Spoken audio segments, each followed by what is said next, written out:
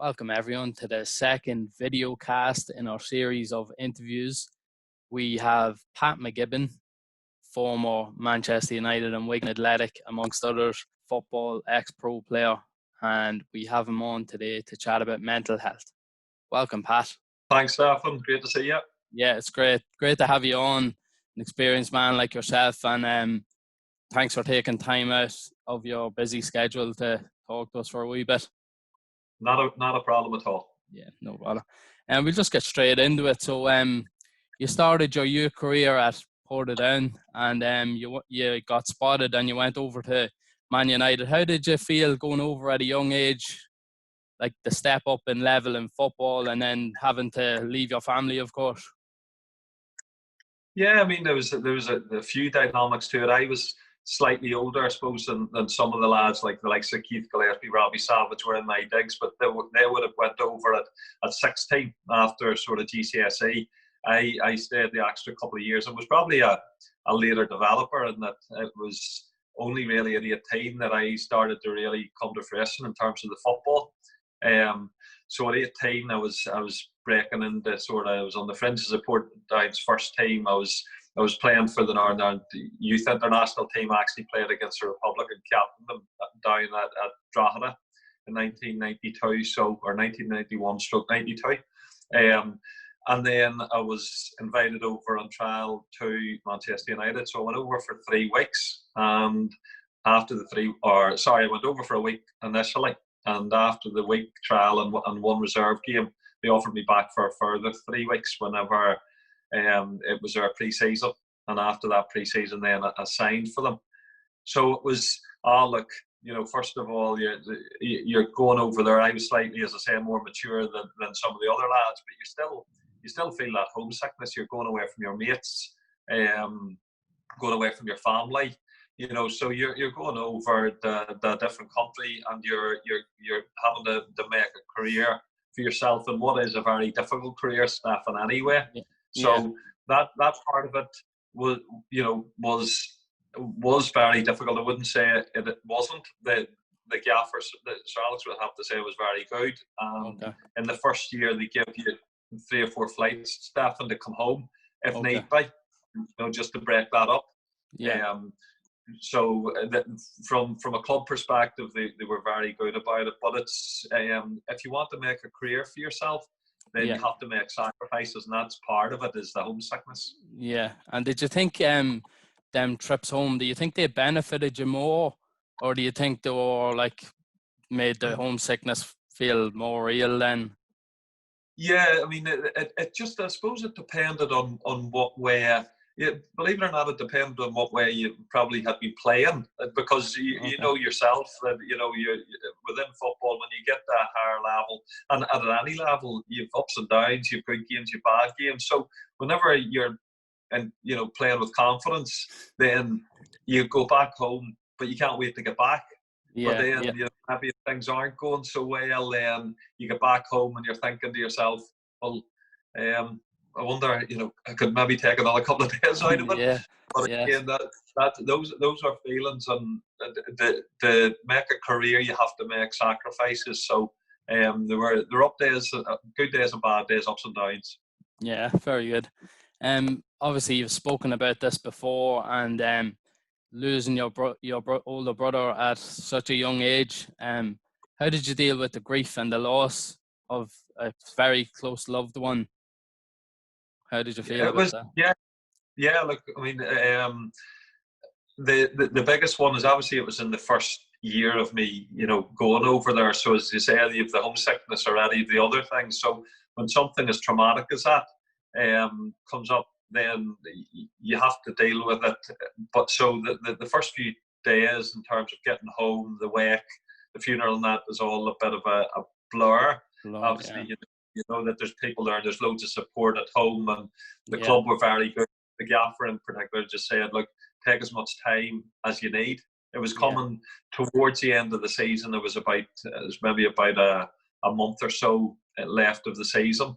So technically I could have taken the whole month and beyond, right up to the next pre-season. But what I found was, when I went home, after the grieving stage and the funeral and everything settles down, people still have their own lives to live as well. And my mates, a lot of them were at university at that stage. So again, I had to go and try and make a career for myself. So the club were very good, even when I got back to Manchester. There probably wasn't the same education surrounding mental health that there is now. But the club had a club chaplain, sorry, and that the chaplain then, whenever I needed to speak, was there. But I have to say, and I talk about this within my mental health talks now, is, I probably to a certain extent parked the bus at that point, Stefan. Because I was playing football, and it was almost like my outlet at that stage. But it was only sort of further down the line then that I suppose the whole grieving process came up. Yeah. It was actually good that you could confide in somebody when you needed to. I suppose that's a big thing to sort of, get stuff off your mind. But if you had that focus, then I suppose you were like concentrating on the football to sort of take your mind off everything else. Really, like. Yeah, and the football. What I said was, after Philip's death, even going to, within professional football, and especially that, at a big club like United at that time, we were so successful. Yeah. Even then, that's why I stayed I was there 5 years, and I was at Wigan 5 years. I needed stability after that, and United felt like a family to me. It was like stability more than anything else. Of course, I'd love to have played 400, 600 games for United, like, the Gigsies and out of this world. But the truth of the matter is, I needed stability more than anything. And that's what a changing room gave me. That's what my teammates gave me. That's what the club gave me. Yeah, that's very good. Yeah. And how did you sort of deal with the competition end of it? Like, the younger players all vying for a first team spot, and like the competition amongst yourselves. Did you find that mentally tough to like deal with that, or did you just go through like it was like you're just up against all fighting for the same spot nearly? Yeah, I mean, it's a strange one because, I wouldn't have seen myself necessarily as, I certainly wasn't an outward person, and I certainly wouldn't have been somebody that walked in the changing room like the likes of, or like Cantona would, where he walks in and everybody just like, he is just such a presence. Yeah. I always say, like, I was always a grower. I always took my time and got into the environment, but I always worked as hard as everybody else, and that's one thing about it. So when in 92, 93 was the first season I went over, and within that, the B team, which would have been the under 18s, and there was a few over 18 staff and could have played within that B team. The B team was strong, but then the A team, with obviously Scholesy, all of that class of 92 coming through, they were really strong, and the reserve team were really strong, and then the first team were really strong. So there was competition throughout, which I've always said, again I said in the talks, that competition's healthy when it's healthy competition, and there was no, it was all about healthy competition. People were driving each other on, which I thought was very healthy as a success model. So yeah, you see the more successful teams, like the top players really driving on the rest of the team, and people responding to it more than anything else. Like, yeah. And that's the thing. I mean, and I was fortunate enough, even with yourself, to be at Monaghan United, and you knew, even though we were in their first division at that stage, we were really strong, and the lads all pushed each other. I thought that was brilliant, and we spoke before off air just about Brian Gartland and that, like, and it was lads like Brian that I was able to relate to, because I was that player at one stage. Yeah, but exactly. That's why I enjoyed the fact that everybody was driving each other on. So what you were doing was, that was healthy competition. Yeah, everyone demanding off each other, and it was a good environment to be in. Like, you could feel yourself improving, and you sort of didn't want to let anybody down either at the same time. Like, so, and that's right. we were winning as well. Like, so. Yeah, and I suppose it's why, you know, that I was there 5 years at United, and yes, I was on the fringe of things, and I was certainly very unlucky in my final year where I got badly injured. But even over those 5 years, like the reserve team won the league 3 years out of the five, and like those in those 3 years, like United's reserve team, I know the first team hadn't won the league in 25 years up until 92, the year of 92, 93 when I went over, but reserve team hadn't won the league in, I think it was 20 odd years as well. So Yeah. it just shows where the competition was.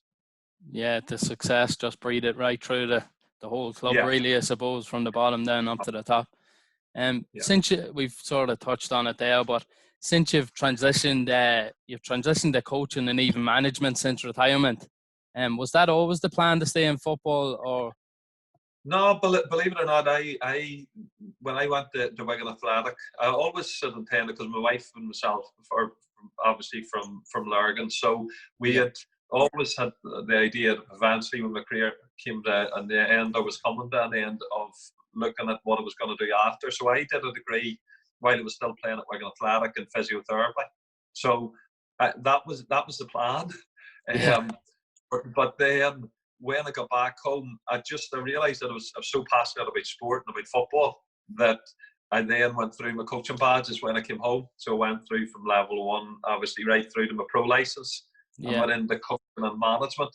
The difficulty, especially in Northern Ireland, although the Republic, I suppose, at that stage, so it wasn't really full-time, but in Northern Ireland, it was only part-time.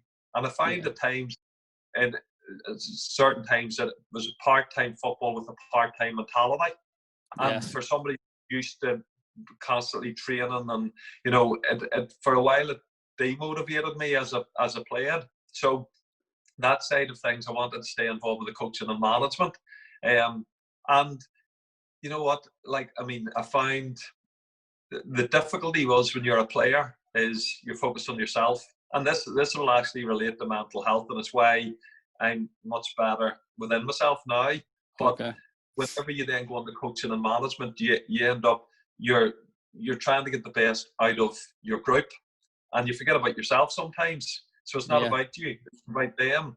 But with that comes its own problems, because then from a physical point of view, the transition from player through to coaching and management, you know, you're not looking after yourself as much because you're thinking about all the other variables that you're trying to control within management and coaching. You're juggling that many balls that you forget about. And the clubs, I have to say, like the clubs that I went to within management, you know, I started initially as player manager Lurgan Celtic, but I was still playing, so I could have an influence on the playing side to a certain extent. Then I found it too difficult to play and manage, and then went to the Monaghan United as coach, and I could concentrate just purely on the coaching, which was great. And that's why I was concentrating on the pit stuff, you know. But then Newry and Portadown. Sorry, you went into that. No, you're all right. Newry, although they weren't in a great state financially, the group of players that I had in that first year that I had at Newry was terrific. Like, they were really good bunch. They were, in terms of like really tight knit changing rooms. They put it in very much like Monaghan United, the players that were there. So in terms of the change room, we had a siege mentality in the changing room, and we got results and won trophies because of it. Portadown and the job at Portadown that I got, at that stage I'd started and founded the charity Train to Be Smart, and I was very focused on it, you know, because it was so important to me. From first of all, because Philip's issues relating to obviously mental health, but also I had started it, and I felt as if Philip was almost a driver within that. So during that time, I got the Portadown job, and I told somebody at the time, look, if it comes to a decision between Train to Be Smart and Portadown, I know what I'll choose. The issue I had was there were too many things that had gone on before, which I didn't know about, which then when I went into management, it was like, it's going to take me 10 years to get all this mess sorted out, you know. Yeah. So I managed to keep Portadown up in those few months that I was there initially. And that was one of my biggest achievements in in management, believe it or not, to keep them up from relegation, when the truth of the matter was everything was crying out for them to be relegated. So, but it was when we lost, we got a 15-point deduction the following season. I wasn't allowed to sign a professional player at Portadown. That's when, after 3 months, I said, like, don't. But that hasn't. I'm not saying it has put me off management. It will make me a lot more careful about management in the future, in terms of clubs. And then, you know what they say, usually if a manager gets a job, it's because there's something wrong with the club. They got rid of somebody else to get somebody else in. But you'd definitely be open to getting back into management at some stage, or not? Yeah, but it's definitely something that I would. It's not something that I would discount, but I just love the work that I'm doing from a mental health perspective at Try to Be Smart at the moment. Yeah, it seems to be important and close to your heart, so that's very good anyway. We seen a tweet from you recently about a sub 14 stone. a bit of a joke, but how important do you think it is to be physically fit, and that leads towards obviously your mental health as well? Yeah, I mean it's hugely important, and I, you know, because I have worked obviously in the clinical end with the physio, and I've been a player and a manager, and also then I've did my mental health and wellbeing diploma. I can relate very much to the whole thing of your physical health and your mental and emotional health being one and the same. And sometimes when your mindset's not on, you know, and you're not in that frame of mind, then to do the physical stuff becomes difficult. And it's the same idea in that once you start doing the physical stuff, you start to get a healthier mind. So that end of it, is hugely important. I had so much going on at a particular stage in my life, and the way I explained it after stopping playing and going into management, and we had 6 house moves over the time I was home, and you know, we're only just settling in the house. We will settle in, and that will be us. You know, I'd never say never, but certainly we just love it here. But that side of things, I just became stuck, and again, I was worrying more about other people than myself. So it was once I started Training to Be Smart and learnt more about, educated myself more about mental health end of things, that then I started to get back into to get myself fit. I started off very socially, so went into Focus Gym in Lurgan, and they had a boot camp. So there was about 30 people started, and you had the whole connection. They were a really good group, and that started off. At one stage, I was touching 16 stone, and you know, for somebody that was used to playing, Stefan. Yeah. You okay? Yeah. So for somebody that was used to playing and looking after yourself to a certain extent, then all of a sudden that was difficult. But it just gradually came down, and it was a wee bit like, you know, some people. I look at social media, and I sometimes have a difficulty with the whole, you know, this whole thing surrounding shredding and that. It's, you know, because that's stereotyping people. And I would be a big one about internal locus of control, which is basically the way that you feel will then transform you into the person you want to be. So I would be very much like again, I said it earlier, I'd be more of a grower than a shower. Yes. What I mean by that is it's like the tortoise and the hare race. You know, I just want to do it gradually. But you know what? I feel great at the minute. As I say, I'm under 14 stone. I go for a run every day. Do a few sit-ups and press-ups. Try and watch what I eat. Have a few beers at the weekend, but just I have a balance in what I do, and that's hugely important. Having balance in your life. Yeah, I remember you setting up the warm-ups before, and then going for your few laps before we all came out. We'd all be straggling out down in Monaghan. So, But no, that's great to hear. And just coming from the professional mental health sort of background you have, would you have a message for any people out there listening, just if they're struggling right now at this present time, like especially in the climate we're in? Would you have a special message for them? Just well, a big one is, like the charity that I founded, Train to Be Smart. The big message is that it's not just okay to talk; it's actually smart to talk. And I'm a great advocate of that because I probably it helped me so much. And that, speaking about Philip, speaking about my own mental health issues when I became stuck. It's that whole one of, and you don't realise sometimes when your parents or your grandparents tell you these wee things like, a problem shared is a problem halved. yes, Actually, is an awful lot of truth in that, because the SMART and it's smart to talk stands for sharing my anxieties, relieves tension.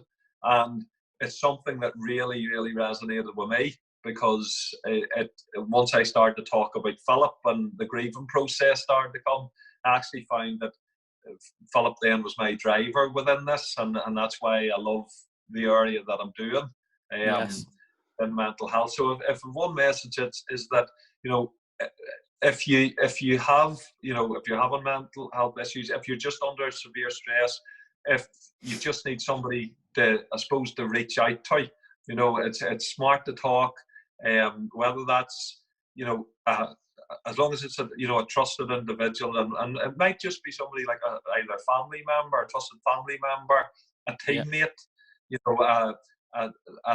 anyone within a youth club that you're friendly with, but that you trust that they will keep that to them unless it needs signposted elsewhere.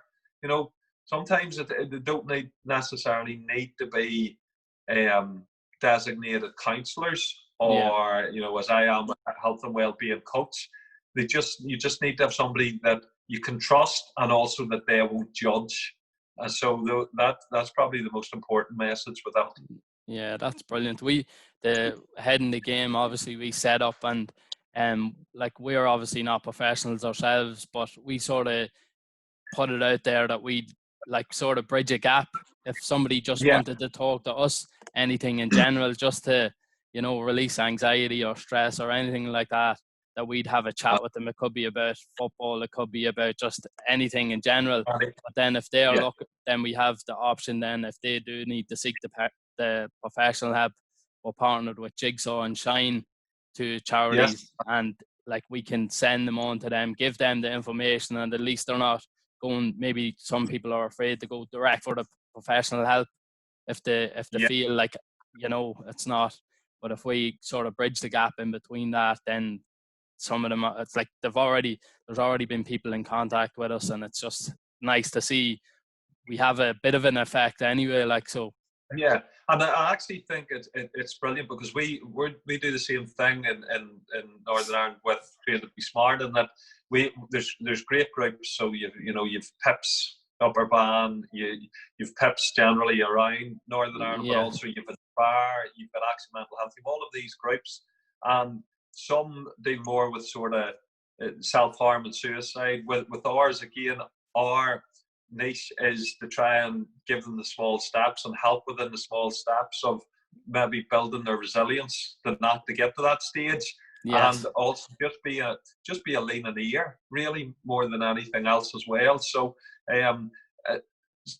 there's a huge need for that, because whilst those mental health problems relating to the self-harm and suicide are at one end of the spectrum, and feeling really good mentally and emotionally are at the other end. You've got people that may be thriving in one area but struggling in another, Stefan. So maybe thriving in their family life but struggling in their social life and not having much of a social life, or within their activities and sport but struggling with their family life.